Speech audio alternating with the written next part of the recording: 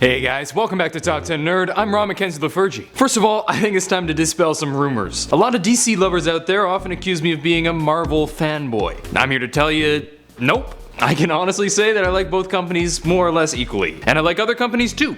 I don't base my likes on what company made the thing, I just like comics. That said, there are certain differences that can be drawn between the two big publishers, and I'm here to expand on what I said last time. Feel free to pause and check out part 1 if you haven't seen it. With no further ado, here are the top 10 differences between Marvel and DC. Part 2.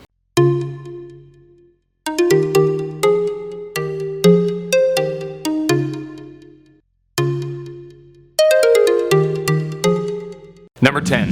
DC has been around longer. Starting off a bit more shallow, DC has straight up been around longer. Marvel bounced around with a few companies, including Timely and Atlas, before finally settling on Marvel in 1961. This gave DC much longer to sort out their characters and grow their fan base considerably. While it did also give DC more opportunities for more ridiculous characters, I think this flaw was overshadowed by the extra time they had in the sun. Number 9. Layman familiarity. While nowadays everybody and their mother knows a decent amount about both franchises, with so much pop culture revolving around superheroes, back in the day DC heroes, particularly Batman and Superman, were somewhat better known by the average Joe than their Marvel counterparts. Sure, characters like Spider-Man were certainly around and popular, even people who hate comics have a pretty good grasp on guys like Batman and Superman. They were just everywhere, from TV to film, and it helped them to dominate the world for quite some time. Number 8.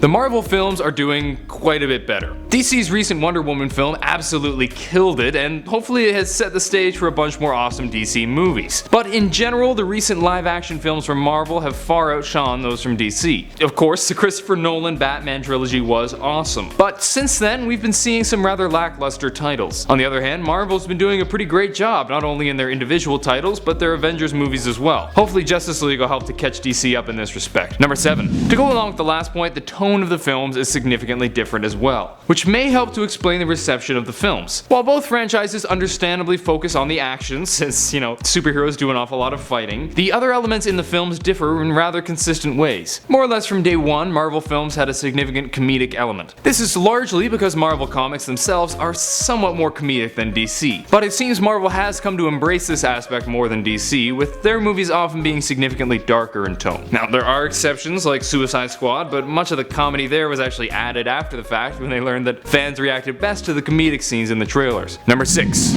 The way the public views the heroes. Here's one that of course has a number of exceptions, but I believe it stands in general. A lot of time in DC the heroes are loved and respected by the people, while in Marvel the public often turns against their heroes, whether it's propaganda against Spider-Man or distrust of the Avengers. Personally, while I understand that the Marvel method adds to the tension, I kinda prefer the way DC does this. I hate when someone literally saves the planet, then suddenly people go, yeah, but now I have to deal with my insurance company, you menace! No, stop being ungrateful. Number 5. Marvel is owned by Disney. This may seem like a rather insignificant difference, but it had some pretty interesting effects. When Disney announced that they'd be buying Marvel in 2009, it was something of a shock to Marvel fans, and had people more than a little nervous. I don't need to see Mickey Mouse flying around in the Iron Man suit. However, this partnership actually worked out quite well for both companies. Disney's stock shot up and their earnings increased a bunch, and the sweet Disney money has brought us way more Marvel films and shows than we otherwise might have gotten. DC has certainly had some success over the years with Time Warner, but they haven't had quite the same benefit as Marvel got from Disney, at least as far as I can tell. Number 4.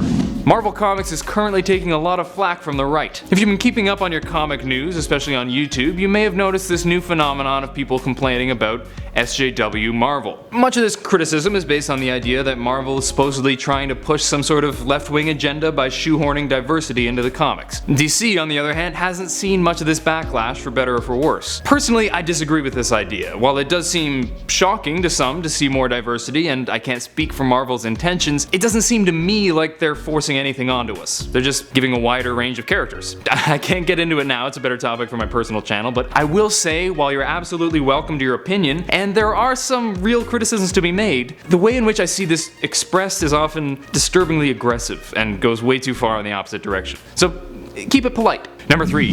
Sidekicks. One significant difference between Marvel and DC is their use of sidekicks. With Marvel, sidekicks are almost not a thing at all, due largely to Stan Lee's hate for the concept of sidekicks, with Bucky being one of the few exceptions, and he was killed off. DC, on the other hand, loves their sidekicks, with many of their most popular heroes taking on proteges, including Flash, Green Arrow, and, of course, Batman. Personally, I'm not averse to sidekicks, although they can get a bit goofy, but at the same time, I don't miss them when reading Marvel. I'm pretty ambivalent on this one. Number 2.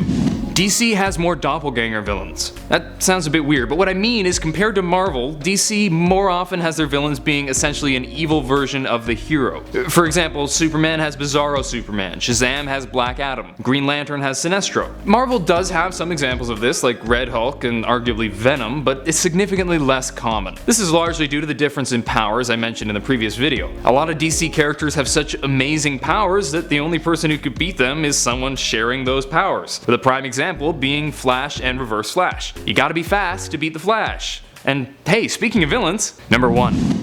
DC has more fleshed out villains. Here's another area where I think DC takes the cake, and as a lover of villains, it's a pretty significant difference for me. Marvel certainly has a number of really cool villains, like Magneto and Thanos, but I'd say in general, DC villains are just much more interesting and fleshed out. Prime example of this is of course the Joker, who is probably the most intriguing villain I've seen in any medium, other than maybe Hans Landa from Inglourious Basterds. But that was more because Christoph Waltz is a god. You can just look at the Suicide Squad, a whole series centered around the exploits of a bunch of different villains to see DC's love of villains. They really kill it with their bad guys. That's it for today. Hope you guys enjoyed, and if you did, please smack that thumbs up button and subscribe to Top 10 Nerd for more videos. Do you have a preference between Marvel and DC? Let me know in the comments down below. I know there will be a lot of fanboying and fangirling down there, and maybe people calling me an SJW, but try to keep it civil, folks. We're all comic book fans, arguments and discussions are great, but let's try to avoid name calling. Until next time, I'm Ron McKenzie with Top 10 Nerd. Later, nerds.